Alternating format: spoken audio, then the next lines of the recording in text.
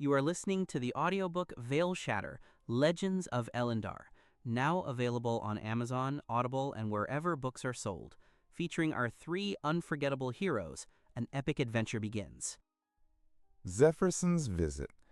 The wind pressed itself into the narrow spaces between stones, whistling in tones too high and sharp for human ears.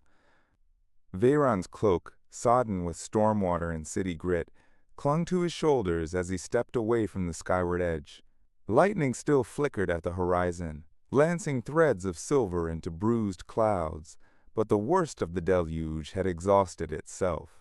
In the lull, with Arun's words still tightening the air behind him and the city's pulse shifting into wary expectation, Veyran felt a silence open, a hollow in the atmosphere, uncanny and listening.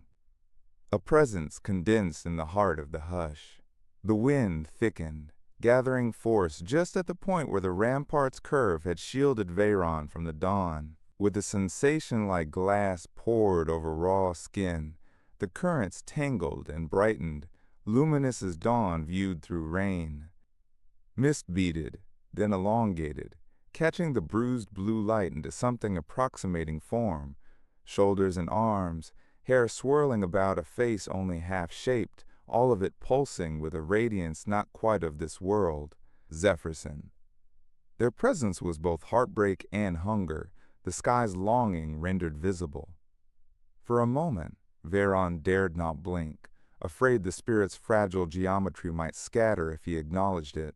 Luminous eyes, if eyes they truly were, regarded him, their gaze like the brush of wind across fevered skin.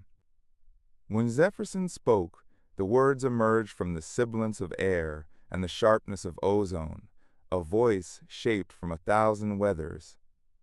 Storm sorrow, you gather burdens as others collect scars. Their mouth did not move, but the inflection was sly, singing with 100-layered harmonics. Will you fail the city or your heart, Veyran Artelos? He set his weather rod upright, bracing it against the flagstones, and met their gaze. Tiredness weighted his words, fatigue that lived in marrow and mind, edged with the bone-deep ache of magic spent. I am no judge of such balances, Zephrasin. He tried to keep accusation from his tone, but the city's suffering pressed against his defenses. Give me plain warning for once. Tell me what shivers at Windra's heart. Is it Avestra you would have me fear, or the shadow trailing your voice? Zephrasin laughed, a peal of thunder somewhere high above, echoing down into the stones. The sound was not cruel, only distant, as if joy and sorrow had been braided together at their creation.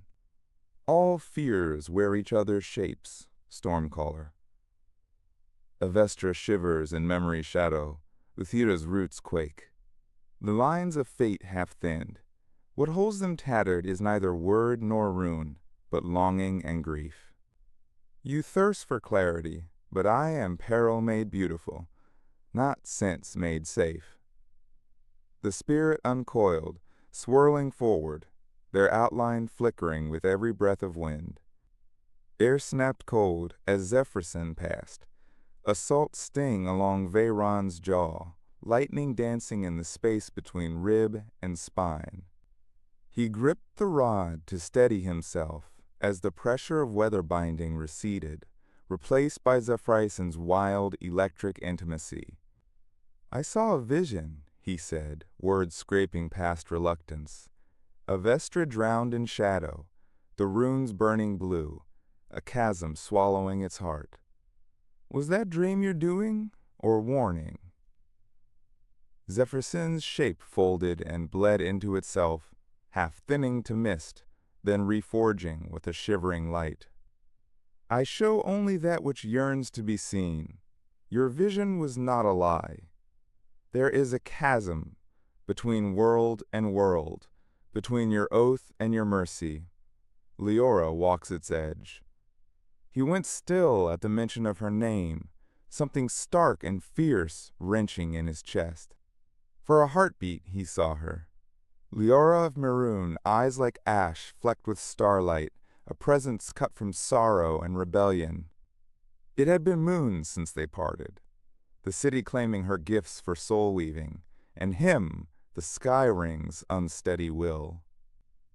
Still, a thread bound his heart to hers, stubborn and bright. Liora is in danger? The question shattered his composure. If this is warning, danger is the air she breathes. But the fall beneath her is deeper than death. There are those who move in shadow, and the shadowed Lord gathers the broken faiths beneath a single silence.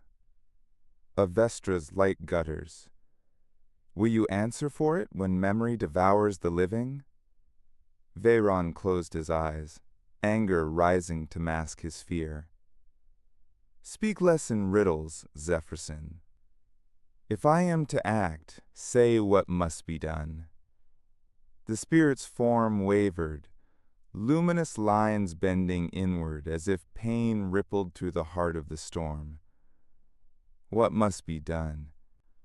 Choice is a tempest, not a compass. You would run to the city's defense, to Liora's, and perhaps that as well. But each step surrenders another part of your shelter. The wind is change, and change is hungry. Zephrasin's hands, vague edges, more suggestion than flesh, reached for his. When they touched, the sensation burned cold. Regret and joy mingled until they were indistinguishable. A current ran from Zephrasin into Veyran's bones, filling him with flashes of vision. Avestra under tempest-swept twilight, its famed spirit bridges dissolving into void, rune senators racing along fissured walkways, fractured laws weeping blue radiance. Shadows thickening around a slender girl whose eyes glowed with too much knowing, hair whipping in a wind no one else felt. A darkness seeping up from the canyons, swallowing light and memory alike, until only a scattering of rebel flames stood fast. Alchemists clutching memory vials, ragged bands praying to the lost star god, rune lights flickering out one by one as the chasm yawned, wide enough to swallow true north. Veyran himself, standing on fractured sky glass, hands empty, helpless, as Liora slipped toward the edge, shadow and storm converging at her back. His voice failed as she fell. Somewhere, the wind shrieked with his name. The visions ripped through him, swift, brutal, leaving him gasping. His knees struck the cold, slick stone. Zephrasin's touch released him, and the presence retreated as if appalled by their own excess. The spirit's outline guttered, colors bleeding from brilliance into cold, moonlit gray. Sweat soaked Veyran despite the chill. He was shivering, distant from his own skin, the aftermath of too much vision, the exhaustion not only of body but of will, the cost of soul-weaving familiarity, even by contact. He forced himself upright, swallowing against nausea. Zephrasin's voice came softer, straining at the edge of the wind's range. Grief is not destiny, but it repeats, each echo deepening the chasm. You are watched, Veyran Octelos, not by the sky ring's gaze alone. The pact your bloodline made is brittle. The debt of mercy, heavier than thunder. He stared at the spirit, anger sorrowing into desperation. Then guide me. If you must speak in burdens and debts, tell me where the threat strikes next. Something flickered within Zephrasin, a hesitation, rare and raw. The rampart's runes glowed faint indigo, wind curling around their feet, as if searching for somewhere safe to rest. I am bound as you are, Stormchild. Bound to warning, not to rescue. The world cracks where oaths fail. Even we, the oldest, cannot bridge every broken vow. There are paths, south, east, each forked between world and shadowed lord. Trust Liora's flame, and beware the hush that falls when memory becomes poison. The words were a scar left on the city's heart, unfinished, unwilling to instruct more clearly. Zephrasin faded, form blurring into high-spun mist. As the first noonlight lanced through a gap in the clouds, their face was a fleeting shimmer, a regretful half-smile, caught between longing and apology. "The storm's heart must beat, even though it breaks," Zephrasin whispered as their edges unraveled. "Will you break with it, or mend the wind?" Then, like breath let go at last, the spirit vanished, no more than a sigh on the rising air, gone before Veyran could reach for them, gone before he could curse or beg them to stay. He remained kneeling, braced on damp stones, rain-washed and hollowed. Alone, the world's color bled thin, the city's edges cold and indistinct, every rune scribed in desperation. The vision's images pressed against his consciousness, owl-eyed and grim. Avestra burning, Liora falling, the shadowed lord's rot spreading beneath each city's song. Adoran's rebukes and the council's suspicions felt small, distant. Only the trembling urgency Zephrasin left behind mattered now, thrumming in his tired limbs, as if each heartbeat might decide the fate of storms to come. Somewhere, bells tolled for a shift at the market's duskward edge, old bronze striking against the last stubborn clouds.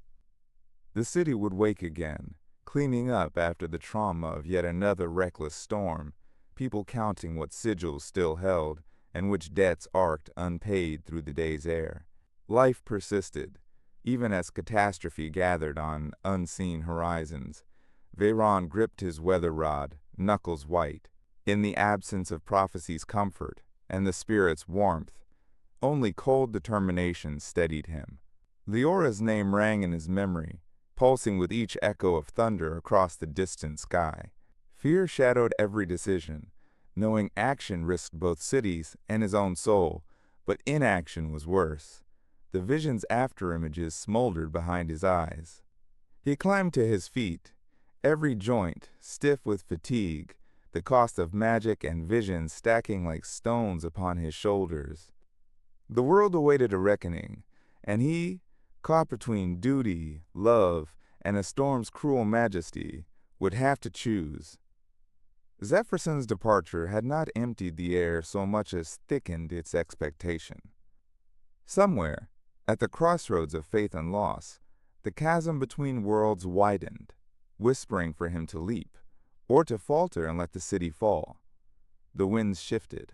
Below, merchants tentatively re-emerged beneath awnings, resetting salt bowls, trading exhausted jokes about the day the storm outsmarted the council. Children swept puddles, drawing fresh sigils with borrowed chalk, clinging to rituals that might hold back memory's hunger. Veyran watched them for a moment, hope and dread warring inside. Every oath tasted brittle, every promise half undone. But Liora's image blazed in his mind, the hope of her, the imminent danger, and Zephrasin's parting question echoed, "Will you break or mend the wind?" He exhaled, salt and iron and exhaustion lingering on his tongue, and turned from the battered ramparts toward the city's spiral stairs. There would be no sleep, not now. He must seek her trail, across rooftops and spirit bridges, through the haunted veins of Uthira, and toward the shadow licking at Avestra's heart. As he descended into Windrist's restless arteries, the wind rose behind him, the familiar ache of love and prophecy and unyielding tether. Dawnlight glimmered off the cloud glass, sharp with warning. Destiny, restless and unkind, drew near.